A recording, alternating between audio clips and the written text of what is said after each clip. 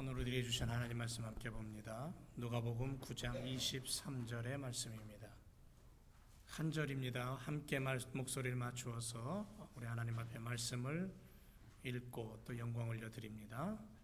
누가복음 9장 23절 다 같이 시작. 또 우리에게 이르시되 아무든지 나를 따라오려거든 자기를 부인하고 날마다 제 십자가를 지고 나를 좇을 것이니라. 아멘. 뵙분들과 이렇게 한번 좀 인사할까요? 사랑합니다. 반갑습니다. 오늘 말씀의 제목은 주님을 쫓아가는 사람입니다. 주님을 쫓아가는 사람은 어떤 모습이어야 될까? 한번 오늘 이 시간 우리 마음속에 깊이 되새기시기를, 그리고 나도 주님 쫓아가는 사람으로 그렇게 살아야 되겠다라는 다짐을 하는 그런 시간이 되었으면 좋겠습니다. 또 우리에게 이르시되 아무든지 나를 따라오려거든 자기를 부인하고 날마다 제 십자가를 지고 나를 쫓으라. 주님의 말씀이 오늘 우리 가운데 화살이 꽂히듯이 그렇게 꽂혀서 주님을 쫓아가는 그런 믿음의 삶이 되어야 될 줄로 믿습니다. 5월달 하면 우리가 가정의 달이라 그랬죠. 그래서 어머니를 기억하는 어머니 날도 있고, 교회에서는 아버지도 기억하고 자녀들도 기억하고 어린이날도 있죠. 미국은 6월달 돼서 아버지 날이 있습니다만은 이렇게 5월, 6월을 지내면서 가정을 더 깊이 생각하고 또 아버지, 어머니, 아들, 딸 이렇게 또 교회에서는 교우들을 더 깊이 생각하고 다져가는 그러한 5월과 6월이 지나고 이제 7월이 시작이 되었습니다. 1년의 한 절반이 후떡 지나간 것 같습니다. 이러한 7월의 첫 주에 우리가 다시 한번 우리의 신앙을 1월부터 6월까지 지내온 시간을 다시 한번 정리를 하면서 이제 7월 첫째 주 다짐하는 주님을 쫓아가자, 주님을 바라보자. 세계적으로 보면요, 예수 그리스도가 점점점 희미해져 갑니다. 성경은 여전히 그냥 있어요. 성경은 여전히 있는데 성경을 그냥 들고만 다니지 성경 안에 있는 그 말씀을 읽고 묵상하는 사람이 적어져요. 분명히 성경 안에 성경을 펴들면 까만 건 글씨고 흰 건 종이입니다. 그리고 성경에다 대고 아무리 화를 내고 욕을 해도 전혀 반응이 없습니다. 이건 그냥 한 권의 책에 불과하겠죠. 그런데 이 책 속에 들어있는 글이 내 안에 들어왔을 때는 역사하는 힘이 있는 거죠. 그래서 그걸 레마라 그러는데요. 까만 건 글씨고 흰 건 종이지만 그 까만 글을 읽고 묵상하고 기도하면 그 글이 내 안에 들어와서 살아 역사하는 힘과 능력이 되는 거예요. 그리스도인들이 오늘날 그렇게 살아야 돼요. 성경 속에 있는 하나님의 말씀이 내 안에 들어와서 하나님의 능력과 권능으로 나타나야 되는데, 그래서 그리스도인으로 살아야 되는데, 지금 21세기는 너무 좋은 것들이 많아서 자꾸 덮는 거예요. 읽는 것도 싫고 듣는 것도 싫고 심지어는 예배 드리러 가는 시간도 아깝고, 그래서 많은 사람들이 집에서 텔레비 앞에서 예배를 드리고 온라인으로 헌금 송금하면 끝, 나는 신앙인으로서의 몫은 다했다, 이렇게 끝나버리는 거죠. 그렇게 되면 신앙의 성장이 없는 거예요. 얼마든지 집에서 예배를 드리고 얼마든지 차 안에서 예배 드릴 수 있어요. 만약에 하나님이 그걸 정말 원하셨다면 하나님은 성전을 안 만드셨을 거예요. 구약 성경에 보면 히브리 민족의 삶의 중심은 성막이었어요. 광야 40년을 지나면서 그들의 중심은 하나님의 임재가 있는 성막이었어요. 그래서 12지파가 삥 둘러쓰고 그 가운데 뭐가 있었냐면 조그마한 성막이 있었어요. 바벨론 포로 생활 속에서도 그들은 70년 동안 그들의 중심이 뭐였냐면은 하나님의 말씀을 읽고 하나님의 말씀을 되새기고 하나님을 찾고 기도할 수 있는 그러한 장소, 그러한 회당이 필요했던 거예요. 거기 모여서 그들은 예배드리고 그들은 거기서 말씀을 배웠어요. 그게 삶의 중심이었어요. 내 일터에서 주님과 함께 예배하고 주님을 만날 수 있죠. 운전을 하면서도 잠을 자면서도 가정 안에서도 어느 곳에서든 우리는 예배의 삶을 살아야 되고 주님을 만날 수 있고 기도할 수 있고 찬양할 수 있어요. 그런데 그럼에도 불구하고 성경은 우리에게 뭘 얘기하냐면 정한 시간, 때가 되면 너희는 내게 나오라고, 그래서 성막을 주시고 회당을 주시고 성전을 주시고 그리고 예배당을 주신 거예요. 거기 나와서 말씀을 듣고 교제를 나누고 주님과 함께 음식을 나누고 그리고 함께 붙잡고 기도하고 위로하고 격려하고 그러한 공동체를 통해서 하나님의 말씀의 성장이 있는 거예요. 왜냐하면 성경은 처음부터 어느 하나를 얘기하지 않고 공동체로 얘기했기 때문에 그래요. 에덴 동산이라는 공동체 안에 그것을 만드신 성부수사 성령 삼위일체 하나님의 공동체가 그렇게 아담과 하와와 에덴 동산의 모든 식물과 짐승들까지도 하나로 만드셨던, 그러니까 성경은 공동체로 시작해서 공동체로 끝나요. 그래서 우리가 그 하나님의 의도를 알고 하나님이 만들어 놓으신 이 교회 안에서 믿음 생활을 하고 예배를 드리고 교제를 나누고 음식을 먹을 때에 우리 신앙이 성장이 오는 거예요. 주님을 쫓아갈 수 있는 깨달음을 주시고 주님을 발견하게 되고 주님과 함께하는 삶을 사는 거예요. 여러분, 성장통이라는 말을 여러분 다 아시잖아요. 어린아이가 자라날 때에 이게 가끔 아파하는 건 뭐냐면 뼈가 자라고 몸이 자라면서 아픔이 온다 그러잖아요. 성장통이라 그러는데 잘 놀다가도 저녁 때 되면 막 아프다고 그러고 해요. 통증이죠. 성장하기 위한 아픔입니다.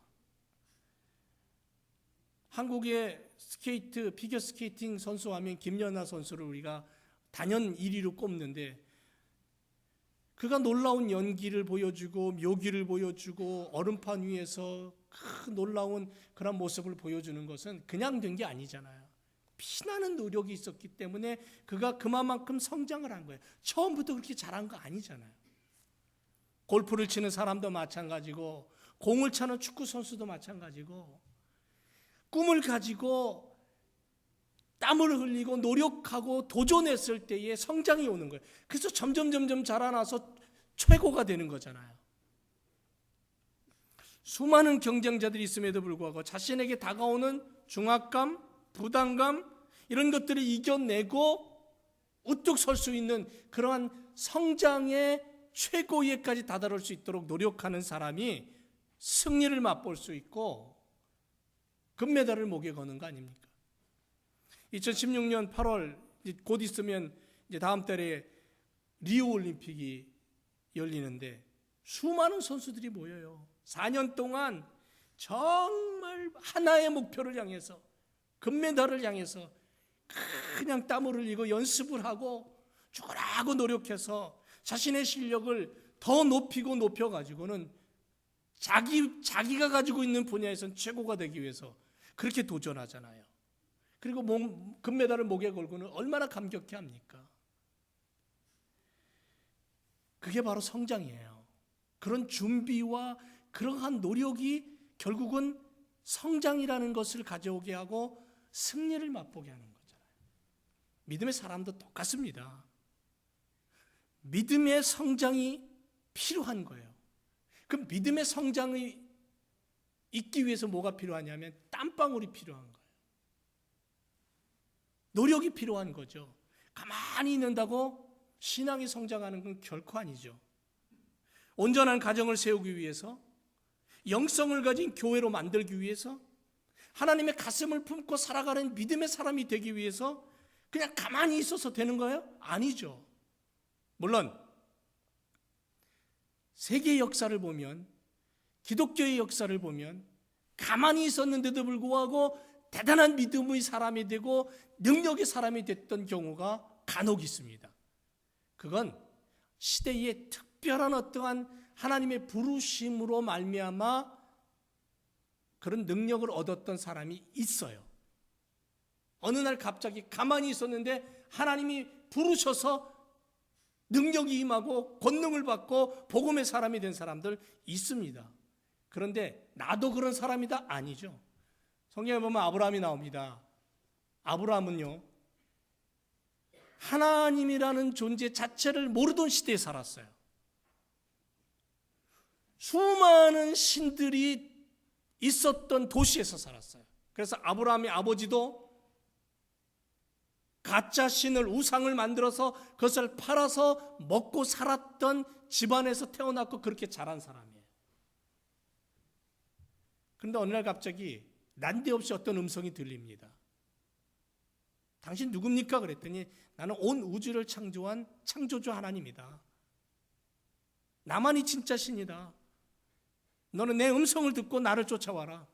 아브라함은 그 음성을 듣고 그대로 쫓았어요. 그런데 특이한 사람이죠. 특별히 하나님이 아브라함을 선택하셔서 부르신 거예요. 그런데 그 사람도 그의 인생 여정을 보니까 수많은 난관이 있었다는 거죠. 그런데 그 난관마다, 그 힘들고 어려운 고비마다, 그 언덕마다 그는 그것을 믿음으로 이겨냈어요. 신앙의 성장이 날마다 올라갔어요. 하나님을 향한 믿음이 점점점 자랐다라는 거죠. 특별히 부름받은 사람이라 할지라도 신앙의 성장을 위해서 그만큼의 아픔과 고통을 감내하고 이겨내고 노력하고 도전했다는 거예요. 그래야 신앙의 성장이 오는 거예요. 그래서 적어도 옛날에 우리 선배 목사님들이 하시는 말씀이, 적어도 교회에 발을 들여놓으면 그래도 신앙 성장, 내가 아무것도 안 한다 할지라도 3년 동안 주일날 예배만큼은 빠지지 말아라. 11시 예배는 빠지지 말아라. 그러면 신앙의 성장이 온다. 그 얘기는 뭐냐 하면 3년 동안 주일날 11시 예배만큼은 너희가 마음을 먹고, 단단히 마음을 먹고 거기에 너의 시간을 투자하라는 거예요. 이건 뭐냐면 노력이라는 거죠. 신앙을 위해서, 믿음을 위해서 내가 노력하고 내가 도전하지 않으면 신앙은 성장이 없다라는 거죠. 그런데 목사님에게 1년에 한두 차례 제자 훈련을 받으면 신앙 성장이 더 급속하게 올라갑니다. 그러니까 뭐냐면 훈련을 통해서 신앙의 성장이 빨리 오는 거예요. 예배를 통해서 하나님의 말씀이 내 안에 들어와서 신앙의 성장이 빨리 일어나는 거예요. 기도해라. 기도를 통해서 내 신앙이 점점 더 깊어지는 거예요. 그래서 신앙의 성장이란 고난과 고통에도 불구하고 말씀에 순종하고 하나님의 말씀 앞에서 내가 그대로 따라갈 때에, 하나님의 뜻을 쫓아갈 때에 내 안에 변화가 일어나는 거예요. 그게 내적인 변화입니다. 내 안에서 변화가 일어날 때에 비로소 내가 예수님을 알게 되고 예수님을 알게 된 사람의 삶은 바뀌는 거예요.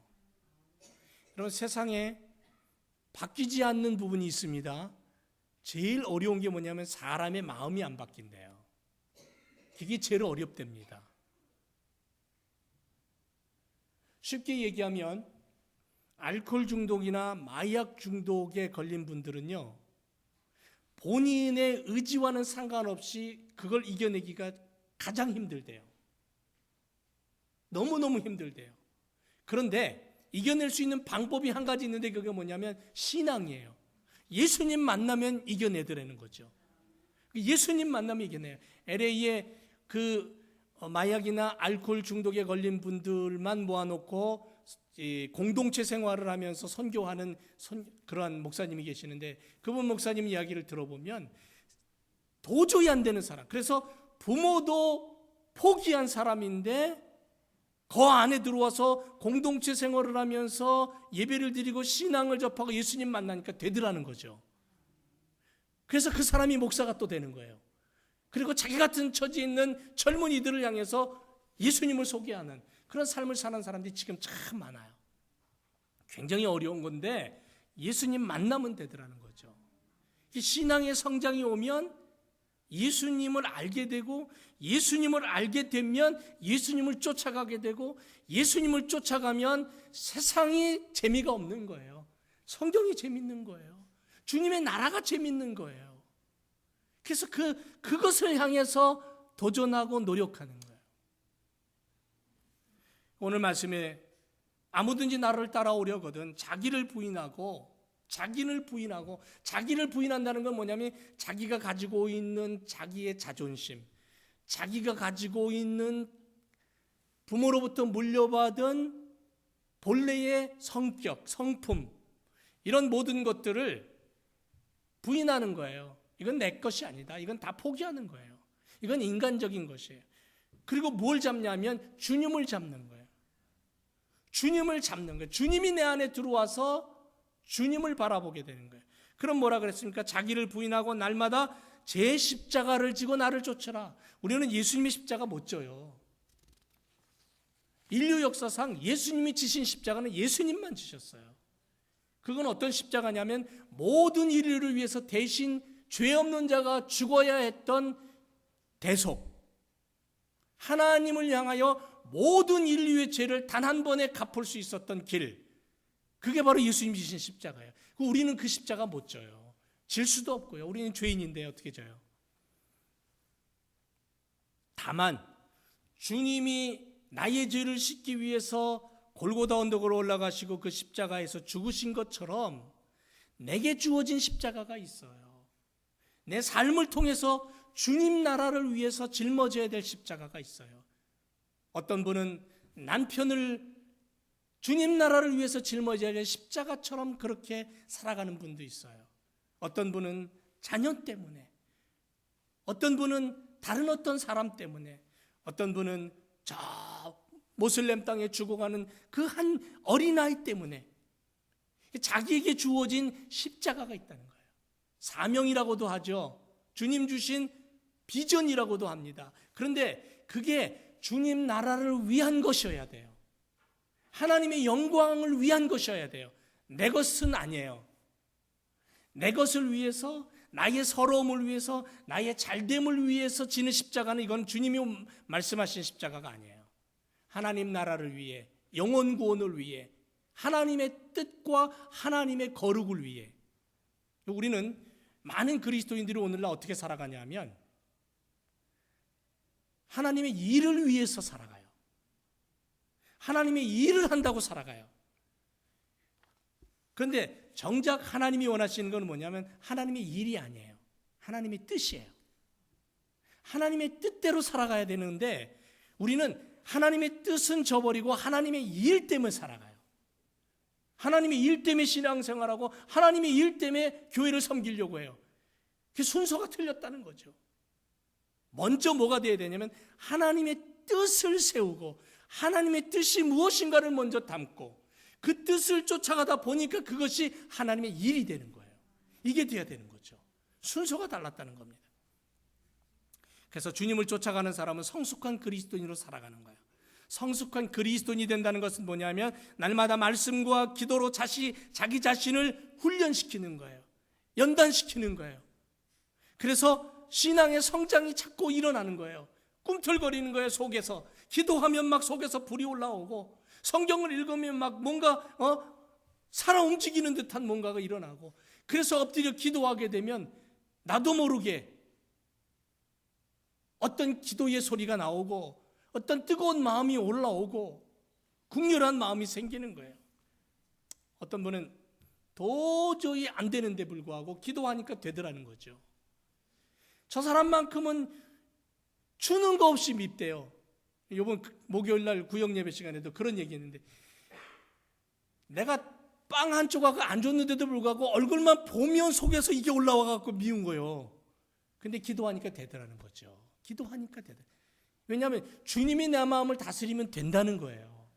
이게 신앙인의 모습이에요. 그 얘기는 뭐냐면 신앙의 성장이 일어난다는 거예요. 신앙의 성장이 일어나면 주님의 마음을 내가 알게 되는 거죠. 주님의 마음이 어느 정도입니까?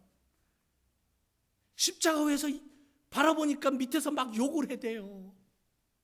손가락질을 해대요. 주님이 어떤 분이냐면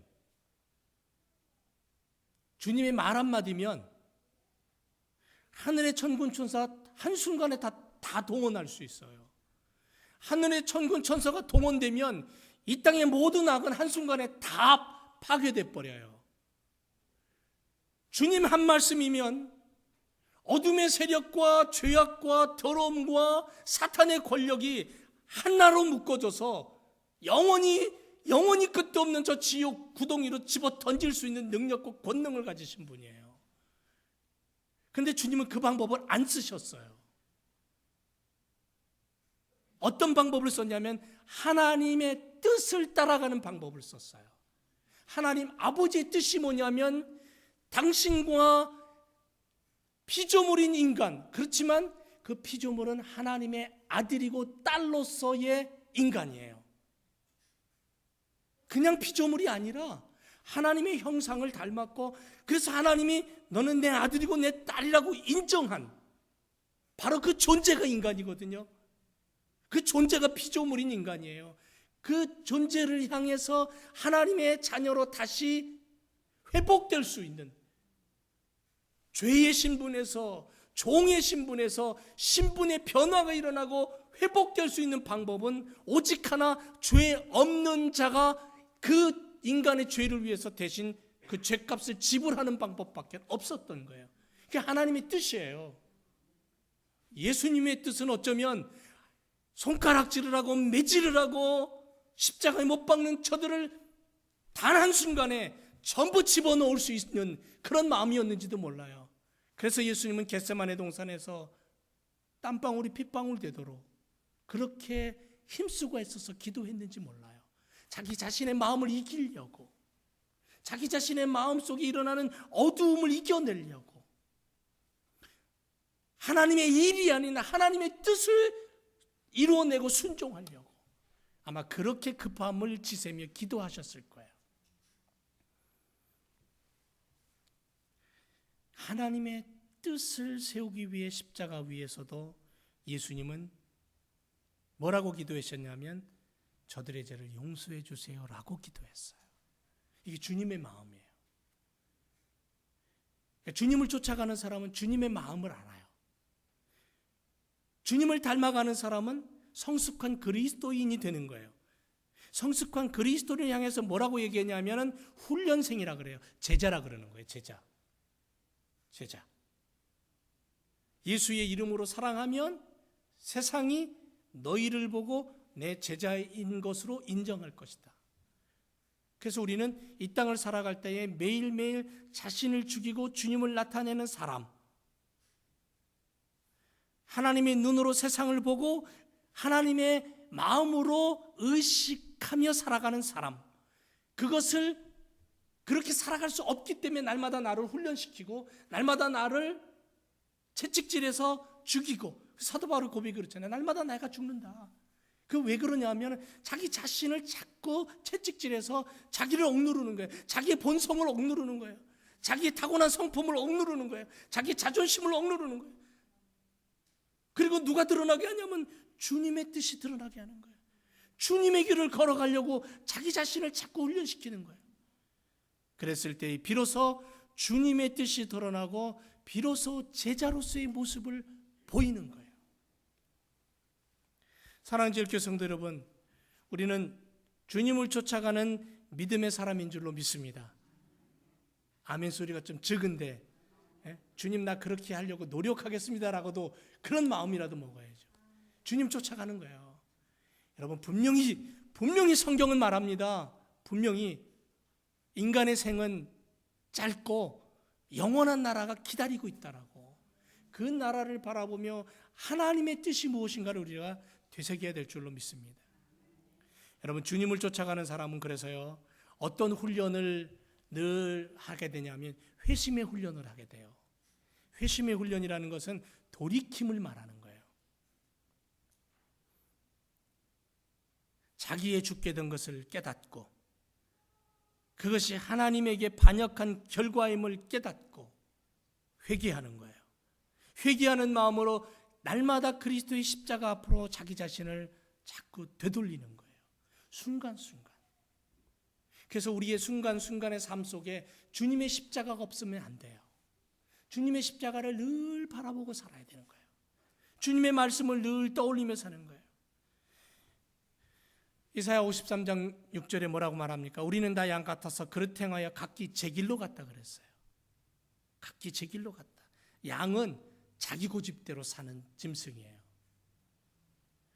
모든 사람이 죄를 범하였음에 하나님의 영광이 이르지 못한다. 로마서 3장이 그렇게 말하잖아요. 모든 사람이 죄를 범하였다. 너나 할 것 없이. 여러분 오늘 여기 앉아서 나는 그래도 남들에게 악한 짓 안 하고 나는 그래도 선하게 살아왔는데 내 평생 선하게 살아왔는데 그래요. 선하게 살았어요. 잘 사셨어요. 좋아요. 하지만 선하게 산 것 가지고 하나님 앞에 인정을 못 받는다는 거죠. 왜냐하면 인간의 속에는 악함이 늘 존재해요. 거짓이 늘 존재해요. 불의함이 늘 따라오기 때문에 그래요. 성경이 모든 것을 죄 아래 가두었다 그랬어요. 우리가 다 다른 이들과 같이 본질상 진노의 자녀라고 에베소서에 말해요. 본질상 진노의 자녀다. 약속의 언약들에 대하여 외인이고 세상에서 소망이 없고 하나님 없이 살던 자였다. 그러나 지금은 예수가 있고 지금은 하나님이 있고 천국이 있고 영생이 있어요. 그래서 우리는 말씀의 훈련이 필요해요. 돌이킴의 훈련이 필요해요. 회심이라는 거죠. 여러분, 영생했을 때에 지옥에 가면 영생이 있을까요? 없을까요? 예? 한번 생각해보세요. 지옥에 가면 뭐라 그랬어요? 구대기도 죽지 않는다 그랬어요. 그러면 지옥에서는 어떻게 한다는 거예요? 죽을 수 없다는 거예요. 영원히 산다는 거예요. 그러면 영생이라고 할 때에 지옥도 영생이 있는 거예요? 없는 거예요? 영원히 사는 거죠. 고통 속에, 어둠 속에. 영생이라고 했을 때는 우리가 얘기하는 영생에는 누가 있어야 되는 거예요? 네? 누가 있어야 되는 거예요? 뭐가 있어야 되는 거예요? 예수 그리스도의 십자가의 구원이 있어야 되는 거예요. 죄사함이 있어야 되는 거예요. 그래야 영생을 얻는 거잖아요. 그 영생 속에 뭐가 있는 거예요? 하나님 나라가 있는 거잖아요. 천국이 있는 거잖아요. 그 천국에는 눈물과 슬픔과 고통이 없다 그랬어요. 질병도 없다 그랬어요. 그게 진정한 영생이에요. 주님이 우리에게 주시고자 하시는 영원한 생명은 바로 그거예요. 하나님의 형상이 회복되고 하나님과 함께 영광스러운 삶을 살아가는 영원한 축복의 삶을 살아가는, 그래서 천년이 하루 같고 하루가 천년 같은 그 나라가 내 나라가 되는 거예요. 내가 살아가야 될 나라가 되는 거예요. 그게 영생이에요. 영생이라는 그 단어 하나 속에 그리스도가 빠지면 그 영생은 지옥이 될 수도 있다는 거죠. 다윗은 뭐라고 고백했냐면요, 주여 내가 주께 범죄하였습니다라고 그랬어요. 그리고 하나님 앞에 엎드려 기도합니다. 하나님, 나는 주님 앞에 범죄했습니다. 그때 하나님의 음성이 들려와요. 너의 죄를 내가 사한다. 다윗은 그렇게 살았어요. 죄를 범했죠? 하나님 용서해 주세요. 하나님이 그래 내가 네 죄를 용서해 줄게. 그리고 또 살다가 또 죄를 범해요. 하나님 잘못했어요. 그래 내가 너 용서해 줄게. 다윗은 하나님과 늘 그러고 교통하며 살았어요. 그래서 구약 성경에 가장 위대한 신앙의 사람 다윗 이렇게 얘기하잖아요. 베드로 주님 앞에 자기를 비추니까 자기가 죄인이에요. 자기는 그동안 살아왔던 게 정말 깨끗하게 살아온 줄 생각했어요. 자기는 정말 거룩하게 살아온 줄 알았어요.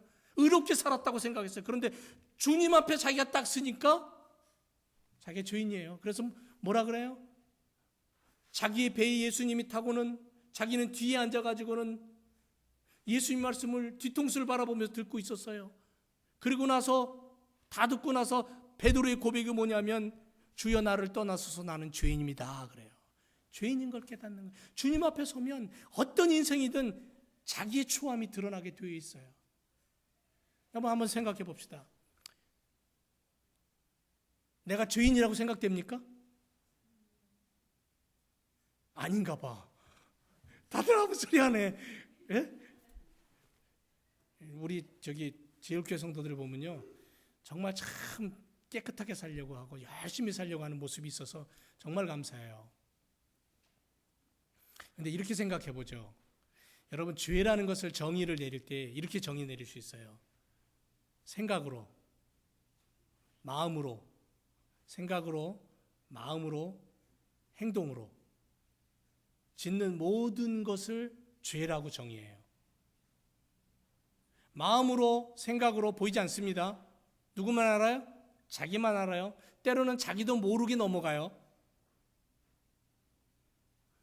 행동으로 짓는 건 자기가 알아요. 그러니까 세 가지를 죄의 정의로 내리고, 과연 하루에 나는 마음으로, 생각으로, 행동으로 몇 번의 죄를 지을까? 여러분 한번 생각해 보세요. 그래서 이렇게 정의를 내렸어요.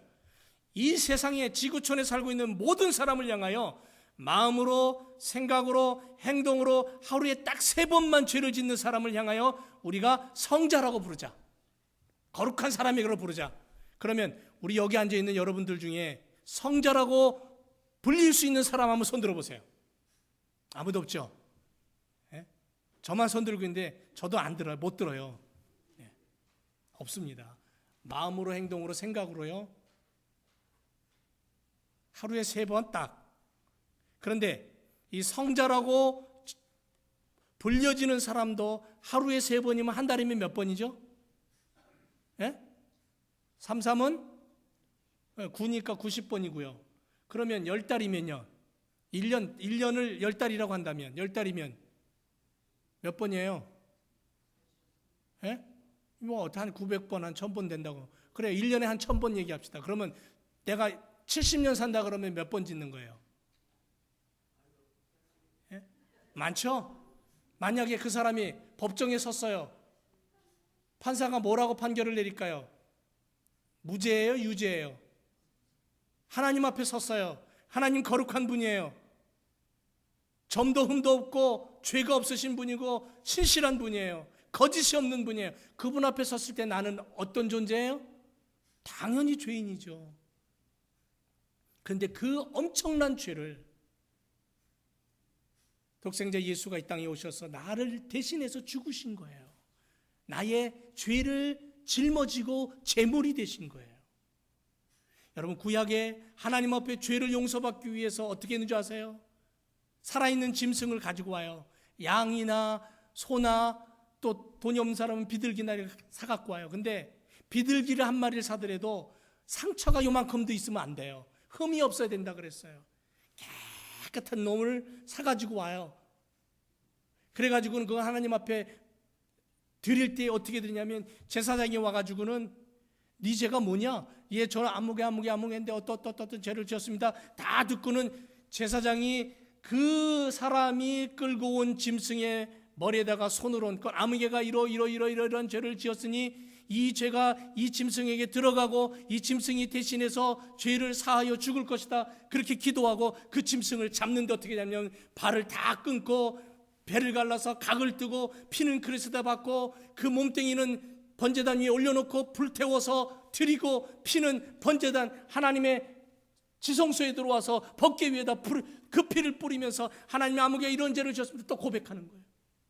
그러면 그 법궤 위에 씌운 죄에서 하나님의 음성이 들려와요. 내가 아무개의 죄를 사하노라. 그럼 제사장이 그 이야기를 듣고는 나와가지고는 문 밖에, 저 성전 밖에 그리고 쭈그리고 가만히 있는 거예요. 기다리는 거예요. 그럼 제사장이 나와가지고는 내 죄를 하나님이 용서해 주셔서 이제 가서 다시는 그 죄 짓지 마. 그러고 돌아가는 게, 그래서 죄 용서함을 받는 게 구약시대. 예수님이 십자가에 죽으셨어요. 나의 죄를 위해서 죽으셨어요. 그 의미는 뭐냐면 당신의 모든 사지가 다 꺾이고 오장육부가 다 나오고 당신의 피가 쏟아지고 번제단 위에 불태워 짐승이 죽는 것처럼 그렇게 하나님 아버지 앞에 예수 그리스도께서 그렇게 찢기고 또 찢기고 흘리고 또 흘려서 그렇게 하나님 앞에 번제로 드려졌다는 거예요. 나의 죄를 위해서, 내 죄를 용서하기 위해서. 그 죄를 용서하기 위해서 그분은 땀방울이 핏방울 되도록 그렇게 기도하신 분이에요. 오늘날 우리가 예수 그리스도를 따라간다는 그거예요. 한 여인이 예수님 발 앞에 엎드려 눈물을 흘리면서, 회개의 눈물을 흘리면서 자기의 머리카락으로 자기가 평생 준비해 놓은 향유값을 깨트리며 자기의 머리털로 예수님의 발을 씻겨요. 그래도 자기를 용서한 예수님의 그 은혜와 사랑과 그 놀라우신 축복을 갚을 길이 없는 거예요. 세리는 성전에 올라와서 가슴을 치면서 죄인이라고만 기도했어요. 하나님이 죄인을 용서해 달라고요. 사도 바울은 다메섹에 되어서 예수를 만납니다. 그리고 그는 회개합니다. 그리고 거의 한 20여 년 동안 저 시골 구석에 숨어서 하나님의 말씀을 읽고 또 읽고 기도하고 읽고 기도하고 읽고 그렇게 자기 자신을 훈련합니다. 자기 자신을 쳐서 복종시킵니다. 그리고 나서야 비로소 그는 최초의 선교사가 되고 아시아와 유럽에 복음을 전하는 위대한 믿음의 사람이 됩니다. 그래도 그에게는 죽음처럼 쫓아다니는 질병이 있었어요. 간질병도 있었고 안질병도 있었고, 그래서 그것 때문에 심각하게 하나님 앞에 엎드려 3번이나 기도했다 그랬어요. 그런데 하나님이 그거 없애주지 않아요. 오히려 그것 때문에, 그 가시 때문에 하나님을 더 찾을 수 있는 무릎 꿇는 가시가 되었던 거죠. 여러분, 우리는 주님을 따라가는 자가 되어야 됩니다.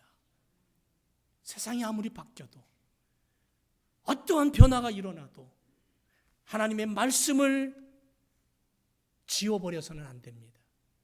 주님의 제자로 살고 주님의 말씀을 가진 자로 살고 늘 나는 죄인임을 돌이켜보며 회심할 수 있는, 회심의 자리에 서서 주님의 십자가를 의지하고 살아가는 그런 믿음의 삶을 살아야 될 줄로 믿습니다. 기도하겠습니다. 주님.